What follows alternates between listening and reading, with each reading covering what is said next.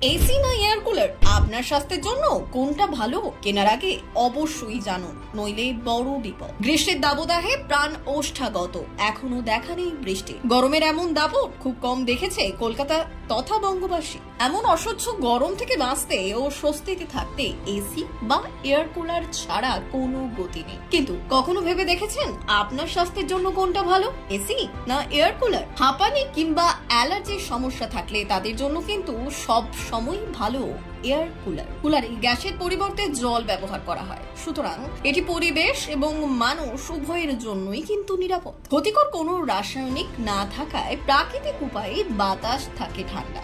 AC দীর্ঘদিন ব্যবহার করলে শ্বাসযন্ত্রের একাধিক সমস্যা আসতে পারে। তীব্র গরমে টানা এয়ার কন্ডিশনারের মধ্যে থাকলে মাথা ব্যথা, সর্দি, জ্বর একাধিক সমস্যা আসতে পারে। শরীরে দ্রুত ক্লান্তি আসতে পারে। অত্যাধিক ঠান্ডা ঘরে বসে কাজ করেন তাদের ক্ষেত্রে শ্বাসকষ্টের সমস্যা আসে খুব শীঘ্রই। এসি বা এয়ার কুলার কোনটি স্বাস্থ্যের জন্য বেশি ভালো তা এই প্রতিবেদনে তুলে ধরা হয়েছে। তবে এই প্রতিবেদনটি শুধুমাত্র তথ্যের জন্য, কোনো ওষুধ বা চিকিৎসা সংক্রান্ত নয়। বিস্তারিত তথ্যের জন্য আপনার চিকিৎসক বা বিশেষজ্ঞের সঙ্গে কথা বলে আপনারা সিদ্ধান্ত নিন।